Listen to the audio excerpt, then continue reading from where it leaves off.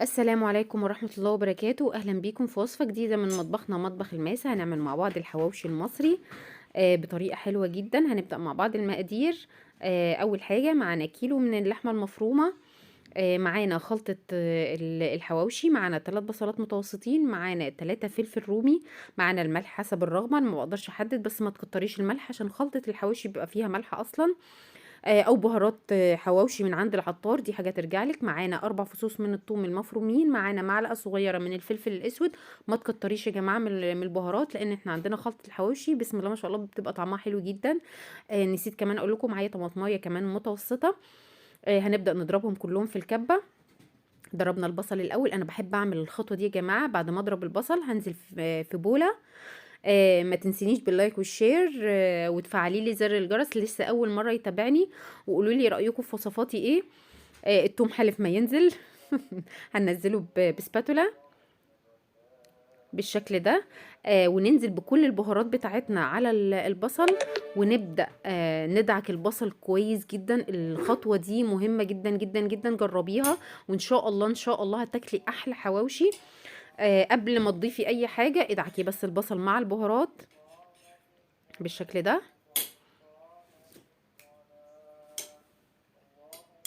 هنبدأ ندعك بايدينا. الخطوة دي مهمة يا بنات، ما تنسوهاش. بعد كده هننزل بالفلفل والطماطم اللي احنا ضربناهم، وننزل كمان باللحمة المفرومة، ونبدأ نخلطهم كلهم مع بعض او نمكسهم كلهم مع بعض كويس جدا. لازم تخلطي كل المكونات دي مع بعضها. ممكن تدخليها التلاجة، ممكن تعمليها من بالليل وتطلعيها تعمليها. اولا بتبقى حلوه جدا. ممكن تعمليها حالا. انا ما استنيتش عليها بصراحه. جبت ده العيش بتاع الحواوشي، وفي العيش الاسمر اكبر من ده شويه. دي حاجه ترجع لك، ده او ده. انا جايبه العيش ده. هنبدا نفتحه ونبدا نكور اللحمه بتاعتنا، والكميه اللي انت عايزاها انت بتحطي في الرغيف بتاعك او العيش بتاعك الكميه اللي انت عايزاها. بالشكل ده هنبدأ نضيف اللحمة على العيش، ونبدأ نفرده كويس جدا على كل الرغيف. بسم الله ما شاء الله. نعمل معاكم واحدة تانية. انت ممكن تعملي قبل ما تبدأي تحشي اصلا العيش، تكوري كل اللحمة دي، تكوريها كلها بحيث ان هي تسهل عليكي الدنيا شوية. نبدأ ناخد قطعة نفردها في العيش كله، وهنعمل كل العيش بتاعنا بنفس الطريقة. على فكرة انا بعمل العيش ده وبحشيه وبحطه في اطباق وعينها في الفريزر، وقت ما احتاج بطلع منها يا جماعه محشيه، وعلى فكره بتبقى حلوه جدا. دي الكميه اللي معانا. على فكره دي مش كل الكميه، انا معايا كميه تانية. بسم الله ما شاء الله الكيلو بعمل معايا كميه حلوه جدا. هنجيب معلقه سمنه، سمنه عليها معلقه زيت، ونبدا ندهن الحواوشي بتاعنا بالشكل ده.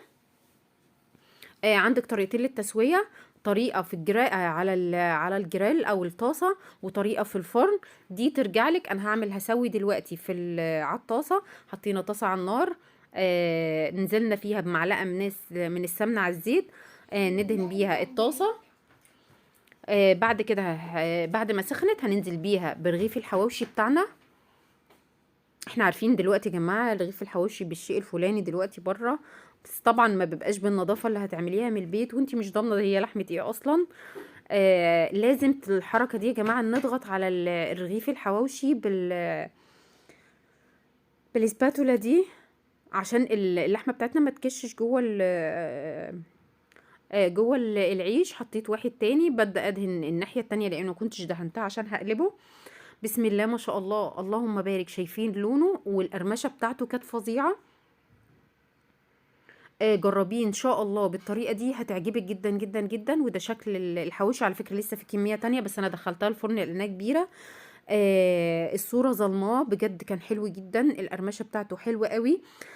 بتمنى ان اللي يجرب وصفتي ينزل لي في الكومنت يقول لي رايه فيها ايه، وان شاء الله ان شاء الله تعجبكم. الصوت ما جاش، ده صوت القرمشه. واستنوني في فيديو جديد ووصفه جديده، والسلام عليكم ورحمه